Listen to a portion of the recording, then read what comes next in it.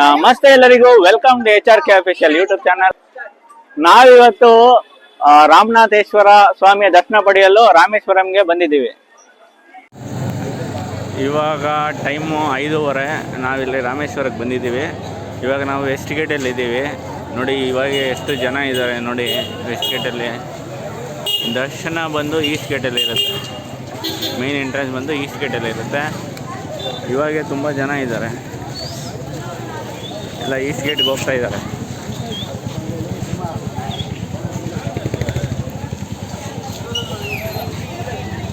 ನೋಡಿ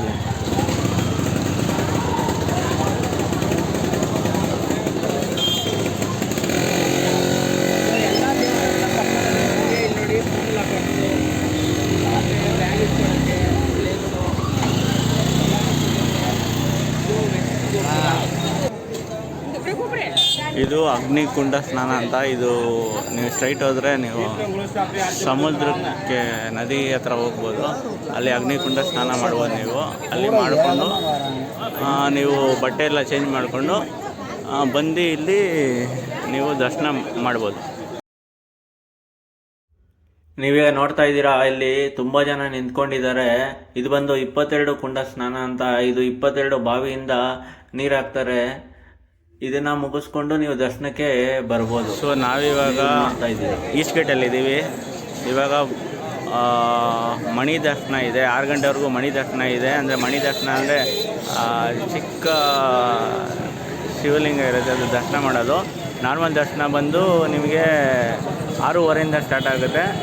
ಅದಕ್ಕೆ ಇಲ್ಲಿ ನೀವು ಸ್ಪೆಷಲ್ ದರ್ಶನ ಹೋಗ್ತೀನಿ ಅಂದರೆ 100 ರೂಪಾಯಿ, 200 ರೂಪಾಯಿ ಇದೆ. ಆಮೇಲೆ ಈ ಕಡೆನೂ ಇದೆ, ಫ್ರೀ ದರ್ಶನವೂ ಇದೆ. ಆಮೇಲೆ 50 ರೂಪಾಯಿ ದರ್ಶನವೂ ಇದೆ. ಇವಾಗ ಮಣಿ ದರ್ಶನ ನಡೀತಾ ಇದೆ. 6 ಗಂಟೆಗೆ ಮಣಿ ದರ್ಶನ ಕ್ಲೋಸ್ ಆಗುತ್ತೆ. 6:30 ನಾರ್ಮಲ್ ದರ್ಶನ ಸ್ಟಾರ್ಟ್ ಆಗುತ್ತೆ. ನಾವೀಗ ಈಸ್ಟ್ ಗೇಟ್ ಹತ್ರ ಬಂದಿದ್ದೀವಿ. ಇದು ಮೇನ್ ಎಂಟ್ರೆನ್ಸು. ಇಲ್ಲಿ ನೋಡಿ, ಇಲ್ಲಿ ವೇ ಟು ದರ್ಶನಂ ಅಂತ ಇದೆ ನೋಡಿ.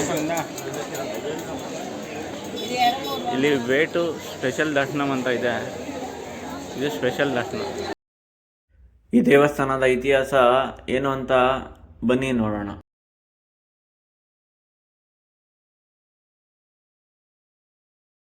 ರಾಮೇಶ್ವರಂ ಜ್ಯೋತಿರ್ಲಿಂಗ್. ಇಲ್ಲಿ ರಾಮನು ಸ್ವತಃ ಶಿವಲಿಂಗವನ್ನು ಪ್ರತಿಷ್ಠಾಪನೆ ಮಾಡುತ್ತಾರೆ.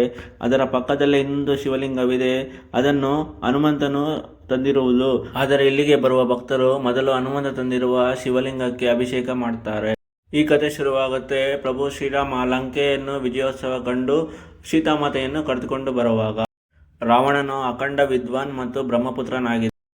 ಈ ಕಾರಣಕ್ಕೆ ರಾಮನಿಗೆ ಅವನನ್ನು ವಧೆ ಮಾಡಿದ್ದಕ್ಕೆ ಬ್ರಹ್ಮಹತ್ಯೆ ಪಾಪವಾಗುತ್ತದೆ. ಈ ಪಾಪದಿಂದ ಮುಕ್ತಿ ಹೊಂದಲು ಸಪ್ತ ಋಷಿಗಳು ಶಿವಲಿಂಗವನ್ನು ಸ್ಥಾಪನೆ ಮಾಡಿ ಪೂಜಿಸಲು ತಿಳಿಸುತ್ತಾರೆ. ರಾಮ ಮತ್ತು ಸೀತೆ ಅಂಡಮಾನ್ ಸಮುದ್ರದ ಪರ್ವತದ ಹತ್ರ ನಿಲ್ತಾರೆ. ಅಲ್ಲಿಂದನೇ ಲಂಕೆಗೆ ಸೇತುವೆಯನ್ನು ಕಟ್ಟಿರ್ತಾರೆ. ಇದೇ ಸ್ಥಳ ಈಗ ರಾಮೇಶ್ವರಂ ಅಂತ ಹೇಳಲಾಗುತ್ತೆ. ಶ್ರೀರಾಮ ಅಲ್ಲೇ ಒಂದು ಶಿವಲಿಂಗವನ್ನು ಸ್ಥಾಪನೆ ಮಾಡಲು ನಿಶ್ಚಯ ಮಾಡ್ತಾನೆ. ಅದಕ್ಕಾಗಿ ಪ್ರಿಯ ಭಕ್ತನಾದ ಹನುಮಂತನಿಗೆ ಕೈಲಾಸದಿಂದ ಒಂದು ಶಿವಲಿಂಗವನ್ನು ತರಲು ಹೇಳುತ್ತಾನೆ. ಪ್ರಭು ಹನುಮಂತ ಆದೇಶದಂತೆ ಕೈಲಾಸದ ಕಡೆಗೆ ಪ್ರಯಾಣ ಮಾಡುತ್ತಾರೆ. ಆದರೆ ಕೈಲಾಸ ತುಂಬ ದೂರ ಇದ್ದು ಹನುಮಂತನಿಗೆ ಬರಲು ತಡವಾಗುತ್ತದೆ ಅನ್ನೋ ಅನುಮಾನ ಬರುತ್ತೆ. ಮತ್ತೆ ಅಲ್ಲಿ ಶಿವಲಿಂಗ ಸ್ಥಾಪನೆ ಮಾಡುವ ಸಮಯವೂ ಕಳೆದು ಹೋಗುತ್ತದೆ ಅನ್ನೋ ಭಯ ಬರುತ್ತೆ. ಯಾವಾಗ ಶುಭ ಸಮಯ ಮುಗಿತದೆ ಅನ್ನೋ ಸಮಯದಲ್ಲಿ ಸೀತಾಮಾತೆ ಸಮುದ್ರದಿಂದ ಒಂದು ಶಿವಲಿಂಗವನ್ನು ಸ್ಥಾಪನೆ ಮಾಡಿ ಅದಕ್ಕೆ ವಿಧಿವಿಧಾನಗಳಿಂದ ಅಭಿಷೇಕ ಮಾಡಿ ಸ್ಥಾಪನೆ ಮಾಡುತ್ತಾರೆ. ರಾಮನಿಂದ ಸ್ಥಾಪನೆಯಾದಕ್ಕೆ ರಾಮಲಿಂಗಂ ಅಂತ ಕರೆಯಲ್ಪಡುತ್ತೆ. ಸ್ವಲ್ಪ ಸಮಯದ ನಂತರ ಹನುಮಂತನು ಕೈಲಾಸದಿಂದ ದಿವ್ಯ ಶಿವಲಿಂಗವನ್ನು ತಗೊಂಡು ಬರ್ತಾರೆ. ಆದರೆ ಪೂಜೆ ಮೊದಲೇ ಆಗಿರುವುದನ್ನು ನೋಡಿ ಹನುಮಂತನಿಗೆ ದುಃಖವಾಗುತ್ತೆ. ಹನುಮಂತನಿಗನ್ಸುತ್ತೆ, ನನ್ನ ಸೇವೆಯಲ್ಲೇ ಕಮ್ಮಿ ಆಗಿದೆ. ಅದನ್ನು ನೋಡಿದ ಶ್ರೀರಾಮ ಹನುಮಂತನಿಗೆ ಪ್ರೇಮದಿಂದ ಆಗಿರುವುದನ್ನು ತಿಳಿಸ್ತಾನೆ. ಮತ್ತೆ ಹನುಮಂತ ತಂದಿರುವ ಶಿವಲಿಂಗವನ್ನು ರಾಮಲಿಂಗದ ಪಕ್ಕ ಪೂರ್ತಿ ಶ್ರದ್ಧೆಯಿಂದ ಸ್ಥಾಪಿಸುತ್ತಾರೆ. ಅದನ್ನು ವಿಶ್ವಲಿಂಗಂ ಅಂತ ಕರೆಯಲ್ಪಡುತ್ತೆ.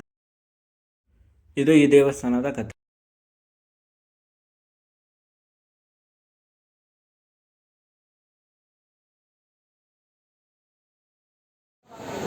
ನಾವೀಗ ಫ್ರೀ ದರ್ಶನಕ್ಕೆ ಹೋಗ್ತಾ ಇದ್ದೀವಿ. ಇವಾಗ ಓಪನ್ ಆಗಿದೆ, ಬನ್ನಿ ಹೋಗೋಣ.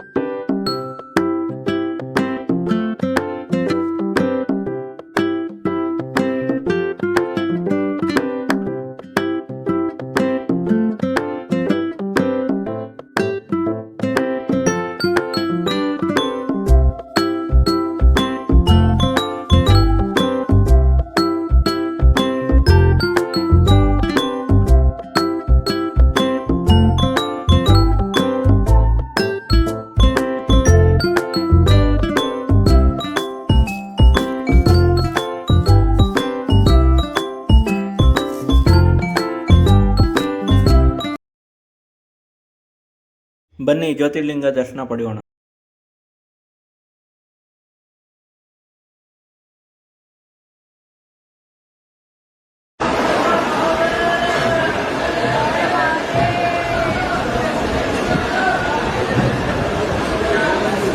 ನಾವೀಗ ದರ್ಶನ ಮುಗಿಸ್ಕೊಂಡು ಆಚೆ ಕಡೆ ಬಂದರೆ ನೀವು ಇಲ್ಲಿ ಕೋಡಿ ತೀರ್ಥ ನೋಡ್ಬೋದು, ತೀರ್ಥ ತೊಗೊಳ್ಬೋದು. ಆಮೇಲೆ ಇಲ್ಲಿ ಪ್ರಸಾದ ಕೊಡ್ತಾರೆ, ಪ್ರಸಾದ ಸೇರಿಸ್ಕೊಂಡ್ರು ಇದೆ.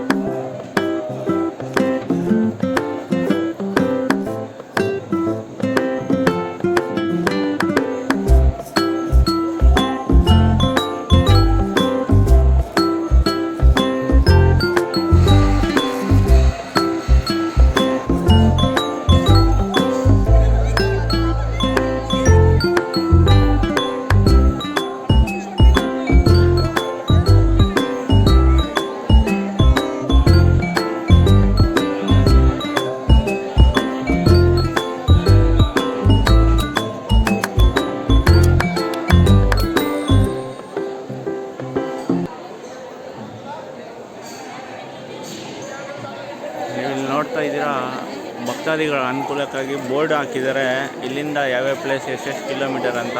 ಈ ವಿಡಿಯೋ ಇಷ್ಟವಾಗಿದ್ದರೆ ಲೈಕ್ ಮಾಡಿ, ಶೇರ್ ಮಾಡಿ, ಸಬ್ಸ್ಕ್ರೈಬ್ ಮಾಡಿ. ಹಾಗೂ ಮುಂದಿನ ವಿಡಿಯೋದಲ್ಲಿ ನಾನು ರಾಮೇಶ್ವರಮಲ್ಲಿ ಬೇರೆ ಯಾವ್ಯಾವ ಪ್ಲೇಸಸ್ ಎಲ್ಲ ಕವರ್ ಮಾಡ್ಬೋದು ಅಂತ ನಾನು ನಿಮಗೆ ತೋರಿಸ್ತೀನಿ. ಅಲ್ಲಿವರೆಗೂ ಸಿಗೋಣ ಅಂತ ಹೇಳ್ತಾ ಟಾಟಾ, ಬಾಯ್ ಬಾಯ್.